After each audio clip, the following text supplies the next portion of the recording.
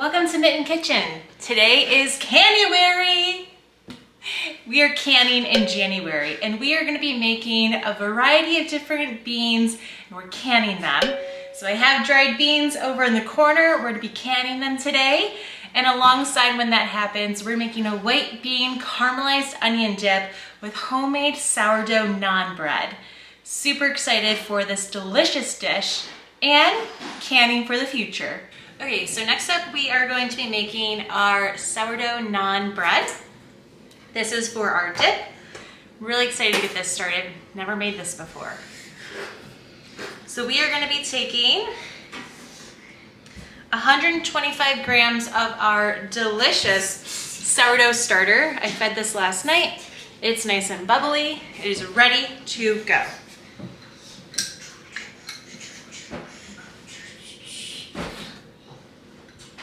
Okay, beautiful.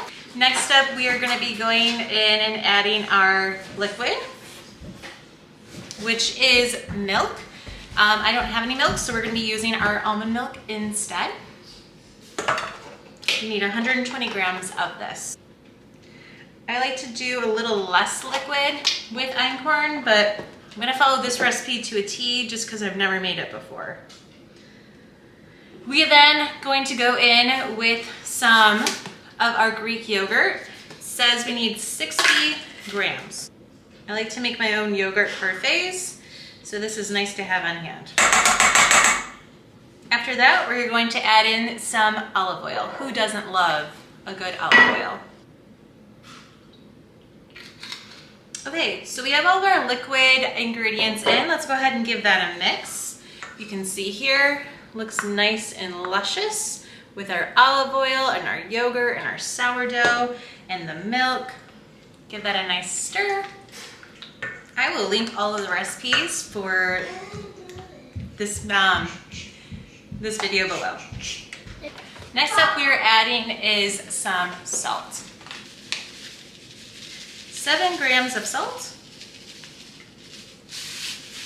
Now the salt should give it that really nice flavor with that yogurt, that typical naan flavor. So really looking forward to that. Next up, we will come in with our flour. So I'm using einkorn flour here. This is a low gluten ancient grain flour. My husband's gluten-free.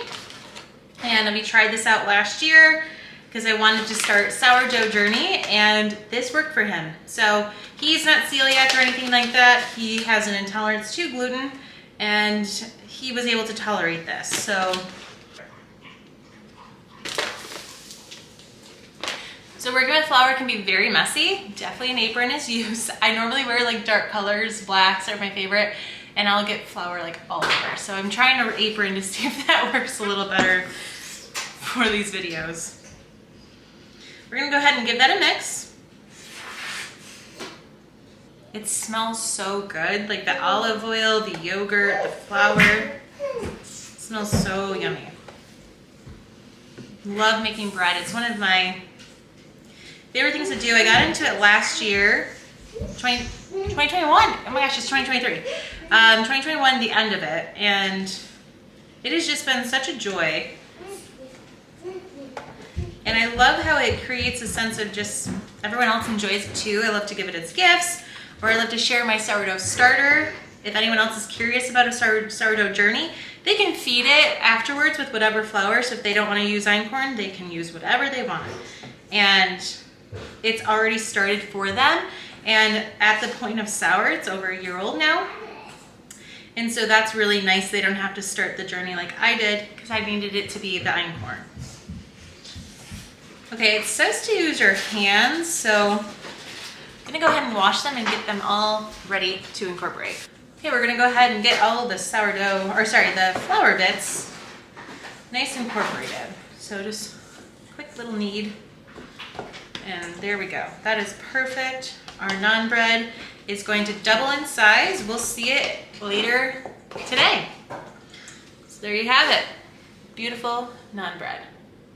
Okay, so next up, we're gonna go ahead and get started on our Canuary project, canning in January.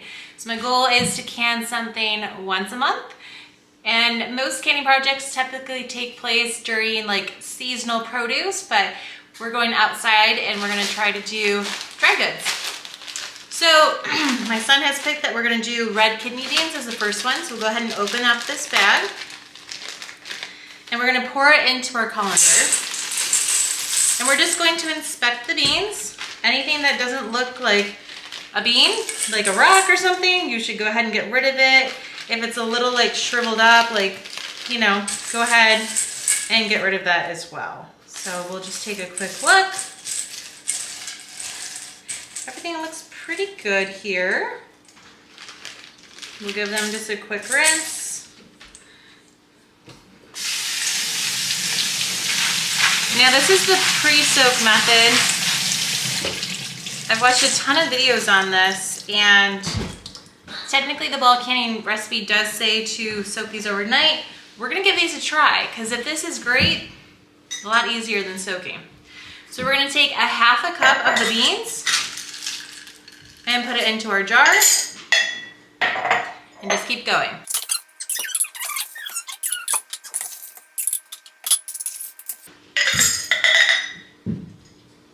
So my canner holds 7.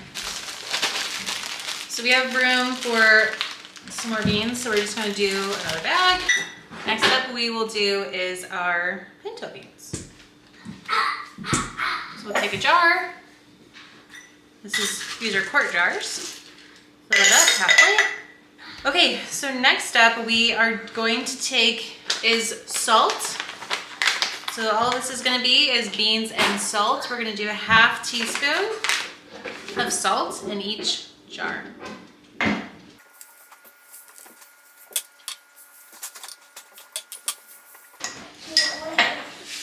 So I think the theory here is, you know, they'll cook in the pressure canner. So with that, we have our 7 jars. Okay, so we're gonna leave half, a whole inch it says, which is up here.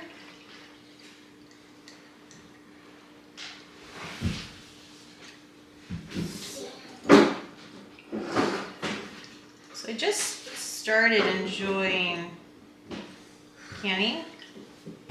Some of them actually say like fill here, which is really nice. I did a big canning project with my parents this past summer, and I just thoroughly enjoyed it. I had so much fun, and I was like, you know what? I'm gonna challenge myself in the new year to can something once a month. And it's January, which means it's Canuary. And why not have some fun while we are making a delicious dip with beans and some sourdough naan bread. So we just have 2 more jars to fill, and then we'll move over to the canner. So last summer, I was inspired by Becky over at Acre Homestead. She has been a huge inspiration to me. I've always enjoyed cooking and being in the kitchen, but gardening and doing more home preservation, she's been a true inspiration. And this is I was inspired by her on this recipe. Anyways, I bought a pressure canner, electric pressure canner, by Presto. So these are new lids. We're gonna go ahead and put these on. So I've never been like a huge bean fan, but with inflation, it's been nice to use beans a bit more for protein. Obviously, they're very good for fiber. So, you know, obviously with this, you know what your ingredients are, and you're canning them yourself, so you're using less waste.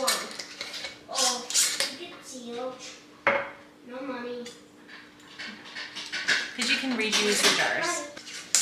So these are going to go in the pressure canner for 90 minutes. So we're going to go ahead and fill up our pressure canner.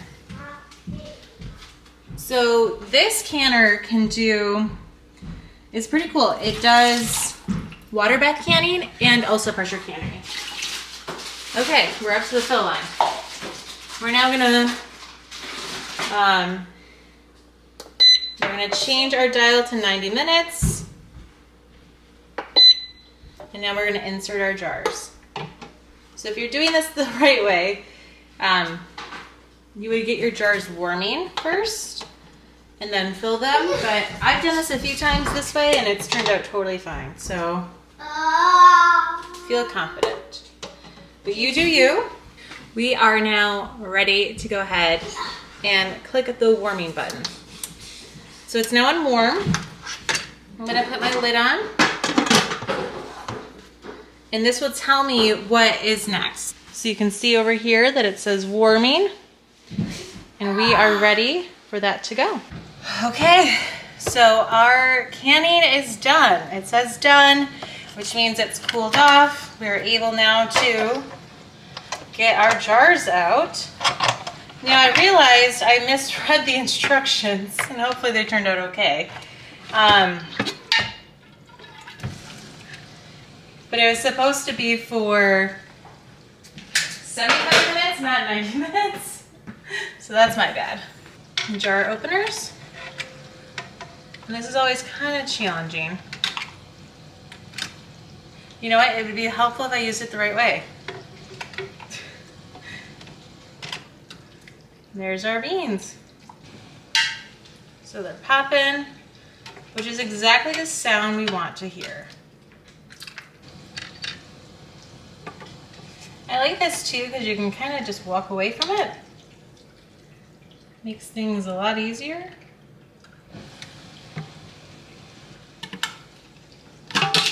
Whoops. That is not what you want to do, but it happens. So there you have it. We have 7 of our red beans.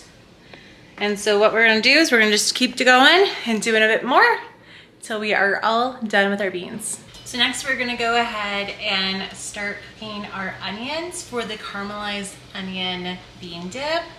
I'm gonna cut these up, put them into our saucepan, and watch them slowly caramelize for the next like 30 minutes. So I am getting out my cast iron. Now the key to this is nice and low and slow. So we'll get some oil in the pan, getting that warmed up. We're gonna do about 4 small to medium sized onions. If you have like a large onion, you probably just need like 2 of them.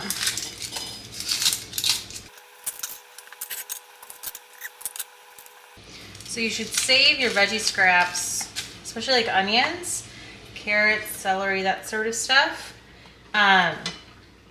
for stock. So as you know, we're canning beans today, but maybe in February we're gonna go ahead and can stock, who knows. Now it's said to do it like in half moons, full moons. I'm just gonna do full moons. Well, I guess it's like technically a half moon, but you could do like quarter moons or half moons. We're just gonna keep it easy. I am all about whatever works best for you in your kitchen because, you know, cooking for your own is like it's just, I don't know, it's better for you. You know what's going in your food, but it also can be a very like fun, creative outlet for you. And so you should never feel like you have to like follow a recipe to a T. Like honestly, I think sometimes that's what intimidates people is actually like the recipe following. Don't let that. Like you know what kind of taste you like. You know what kind of spice you like. The recipe should be a guide. It shouldn't be the end all be all. I get a ton of inspiration from recipes. Very rarely do I follow something to a T. That could be because something's like I couldn't find at the grocery store. That could be because I don't like that ingredient. That ingredient's not in season. I mean, who knows, right? So the recipe, you follow your desires, not the recipes. I definitely need to get my knife sharpened. These are struggling. This one seems super easy, like once they're caramelized, you just blend everything together in the blender. I'm like, that is my kind of recipe. Full flavor, Not a lot of cooking time. Stir. Oh wow, I really need to be sharpened. Live and learn, right? Now that I'm doing a cooking show, all the truth comes out of my kitchen. Knives need to be sharpened. They're actually more dangerous if they're dull. And I have cut myself many times. You know what it smells like in here? Like when you go to a baseball game and they're cooking up like the sausage and the peppers. I don't know if everyone's baseball stadium does that, but mine does. And that's exactly what it smells like. It smells so good. Like this smell of onions just caramelizing. It's fantastic. Like you really cannot beat that smell. Okay. So we're gonna let these cook for about 30 minutes. So we are now ready to blend all of our ingredients up for our dip. So our onions are nice and caramelized. They are ready to go. They look beautiful. Look at this yumminess. Look at those yummy caramelized. Oh my God, they smell so good. Now this one's interesting because it actually uses the aquafaba, which is the juice in the beans. So I'm gonna measure that out first. Yeah, we're gonna measure that out first. It says 2 to 4 tablespoons. So we're gonna hope for the best on that. So I have these cannellini beans. We're gonna go ahead and just get rid of the rest of the aquafaba. So it might get a little loud in here with the canner, but whatever, that is what it is. We have our beans going in the canner. We have our bean dip coming along. We are just living the dream.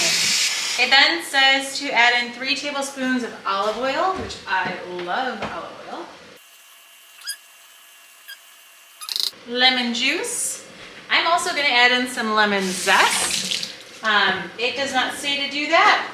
I personally love lemon zest. So we're going to zest a lemon. I think lemon zest brings out the best flavor. And if you're going to use fresh lemon juice, why not get the zest off the lemon as well? It kind of feels like we're making our own hummus right now. Obviously we're not adding in tahini, but that's the vibe I'm picking up. Now I'm sure there's better ways of doing things. This works for me. You just squeeze it in like that.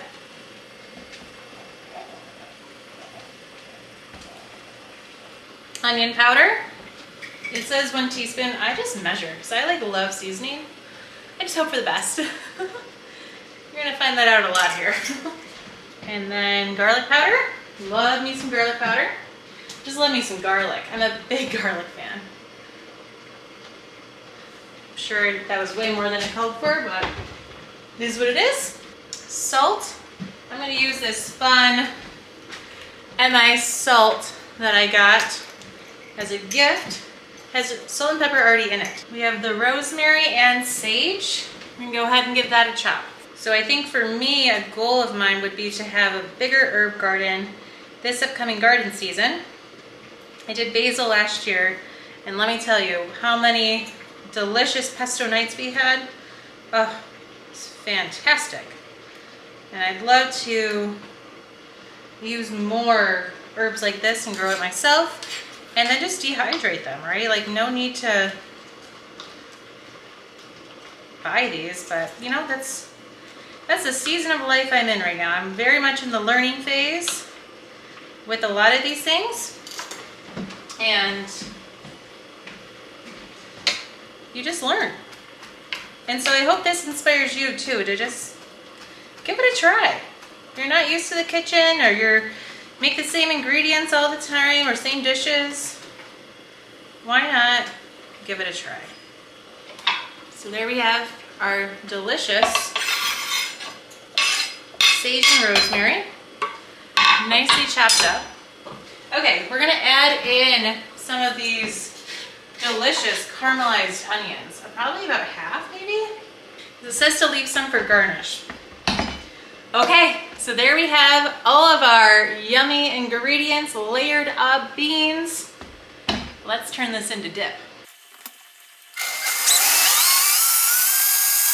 Okay. I am so excited for this. It smells so good. It smells like lemon and onions and wow.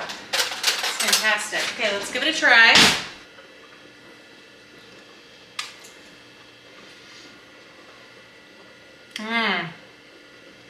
It's super good.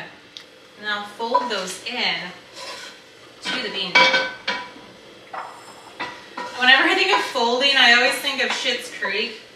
Did you guys watch that show? Just fold it, David. I don't know what you mean by folding. It's so funny. It makes me very happy. We have our caramelized onions in a bowl.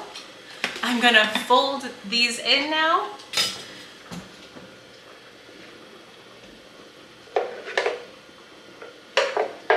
Can't wait to try this with our naan bread.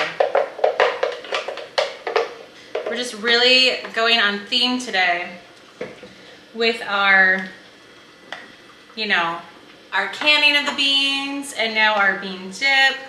So there we have our beautiful white bean caramelized onion dip. So good.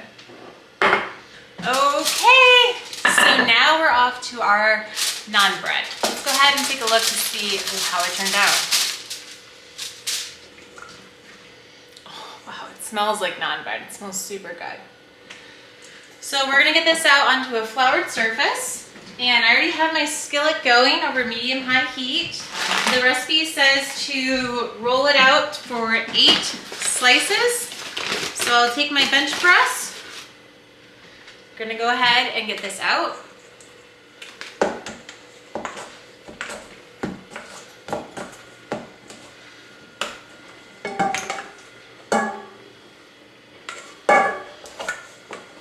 Now I follow this one to a T on the recipe, even though I know einkorn flour tends to be a bit more wet. So we'll see what this equals. So it's at 8 pieces. Let's cut it into 8 pieces. Here is the 8 dough. Get that. It's really easy to work with, the dough. I always feel like you never know with gluten-free flour, right? And this isn't technically gluten-free, but it's definitely an all-purpose white flour. So I would say we are ready to go ahead and give that a cook for 2 minutes. We'll go ahead and keep rolling them out. Okay, let's go ahead and give that a flip. 2 more minutes. It's looking good. That looks perfect.